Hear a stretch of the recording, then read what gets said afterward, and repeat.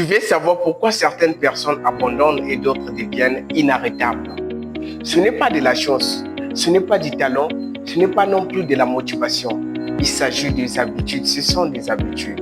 Dans cette vidéo, je vais te révéler 3 habitudes des personnes qui n'abandonnent jamais. Tout le monde veut réussir, mais très peu sont prêts de tenir jusqu'au bout. La différence entre un rêve et une réussite tient souvent à une seule chose, la persévérance. Ce n'est pas une émotion, mais c'est une discipline mentale. Dans cette vidéo, je vais te montrer comment penser, agir et progresser comme les personnes qui refusent d'abandonner. La toute première étape, c'est que ces personnes-là se souviennent toujours de leur pourquoi. Les personnes qui ne lâchent jamais ont un moteur intérieur, pas un objectif vague, mais un pourquoi fort. Elles ne travaillent pas seulement qu'elles doivent réussir, elles travaillent parce qu'elles savent pourquoi elles doivent réussir. Leur pourquoi leur donne de l'énergie quand la motivation disparaît. Leur pourquoi les relève quand tout s'écroule. Ça peut être sortir d'une situation difficile, offrir une meilleure vie à leur famille, prouver à elles-mêmes qu'elles sont capables, laisser un héritage impacter et inspirer les autres. Quand ton pourquoi est fort, ton comment trouvera toujours un chemin. Alors, écris ton pourquoi quelque part, recite ça chaque matin pour que cela puisse t'aider à te rappeler de tout ce que tu es censé faire au sein de ta vie. Car ton pourquoi est ton carburant. La deuxième habitude des personnes qui n'abandonnent jamais est qu'elles avancent même quand elles sont fatiguées. Les gens pensent que les personnes persévérantes sont toujours motivées. Faux!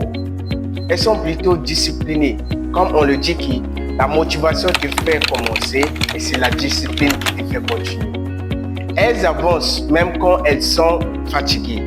Elles agissent même quand elles n'ont pas envie. Quand elles se sentent fatiguées, elles font un petit pas. Quand elles se sentent découragées, elles avancent lentement. Et quand elles n'ont pas d'énergie, elles avancent à leur rythme. Parce qu'elles savent que le succès n'appartient pas à ceux qui sont motivés, mais c'est plutôt à ceux qui sont constants. Alors, c'est dans cette optique que tu dois créer au moins 10 minutes de travail, une tâche par jour, un pas en avant toujours, car la fatigue te ralentit et l'abandon t'arrête. La troisième habitude des personnes qui n'abandonnent pas, c'est qu'elles transforment les échecs en leçons.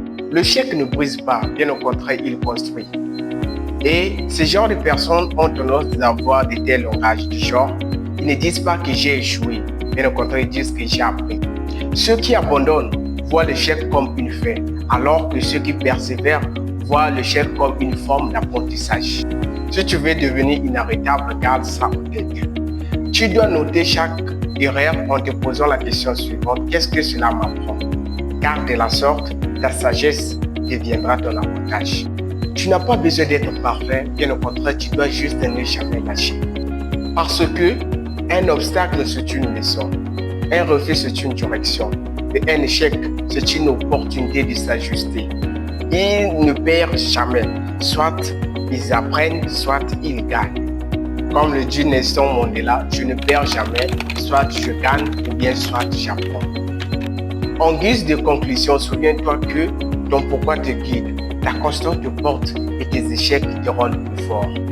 Car celui qui marche lentement, mais qui ne s'arrête jamais dans ce qu'elle est en train de faire, va plus loin que celui qui court puis abandonne dès qu'elle va rencontrer une difficulté.